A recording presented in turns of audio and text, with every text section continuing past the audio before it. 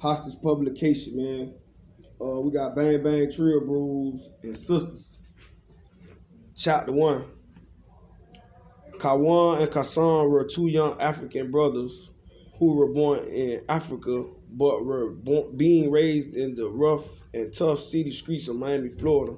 They were also living in poverty in a Section 8 housing project located in Brownsville with their sister Shamiria, who were looking out for the three because their mother Shaza were in one of the many Florida women institutions serving a 5-year prison sentence on manslaughter charges she had caught in the club.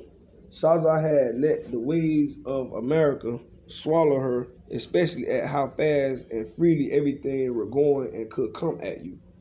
Kawan were the youngest of the two brothers. At 14, Kawan were very aggressive like but smart and full of the big city hustle, with an ill will to survive in the streets, the real down for whatever type.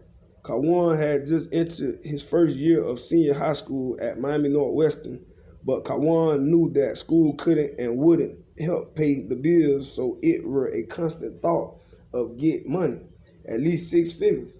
Kassan, the oldest of the two, were the cold-blooded type, always armed and very dangerous. At 15 years old, Kassan were in the streets more than his brother and sister, even though they were about whatever. But Kassan were on another level. Since being in the United States, Kassan had killed dozens of people, but he only had taken a hit 7 times, 5 local names, and 2 big-timers in the city. Kassan didn't care about nothing or no one except for his immediate family, and he did what needed to be done because even though it was his sister Shamiria that had the job and her name were on all the bills, it were through Kassan's blood, sweat, and tears that really kept them straight. Kawan and Kassan walked up the streets along 7th Avenue, just past 65th Street, after having to ride the city bus on 62nd Street because they had missed the school bus again, thanks to Kassan and his girlfriend arguing in the projects. The school bus driver didn't want to let Kassan on the bus because they had busted out a bus window. Kassan and Kawan both were in deep thought on how to create a miracle or ask the Most High for a blessing that'll set them straight when Kassan noticed a Wells Fargo armor truck flipped over in the middle of the main road on 7th Avenue, and at that point of time, the streets were empty, literally no traffic, unbelievable to Miami early morning traffic. Oh shit, bros, hey look, Kassan said, tapping Kawan first and then pointing at the armored truck flipped over. 2 guards could be seen laid face down with shots to the back of their heads. The scene was no more than 15 or 20 yards away, and bags of money could be seen spilling out the back of the truck. The scene where any poor man's dream, a scheming person's come up. Kassan and Kawan looked from the scene and then back at each other.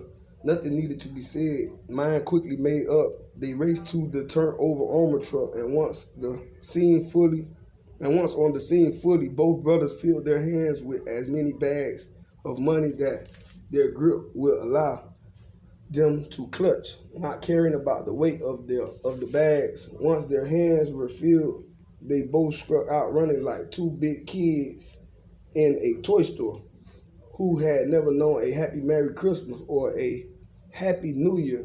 Kawan and Kassan ran faster down a back street, adrenaline pumping, smiling while cutting through yards and apartment buildings until they came across an abandoned house that were boarded up. When they were fully inside, Kassan sat all the bags down he was clutching on the empty living room floor. He then signaled for Kawan to stay there as he pulled an all-black snub-nosed .357 from his back waist holster and went to search the entire house. Minutes later, Kassan returned from the back of the abandoned house, tucking the .357 back in the back of his waist holster. Oh shit, Kawan finally spoke as he let all the money bags fall from his hands because his fingers had went numb. Kassan dropped to his knees in front of the pile of bags he had been carrying and read the receipt tag on one of them, and it read 2.7 million. This made Kassan breathing quicken, so he reached for another one, and it read 3.5 million. The third bag he checked read 2.3 million. Hassan stood not believing what he had just read on the tags of just 3 bags he was toting, which weren't even half of his pile. Hassan looked over at his brother Kawan, who had began to look at all the tags on his bag, and he began chuckling devilishly. And the sound got louder after every tag he saw. Kawan stopped laughing and looked at his brother, who stood nodding his head while smiling.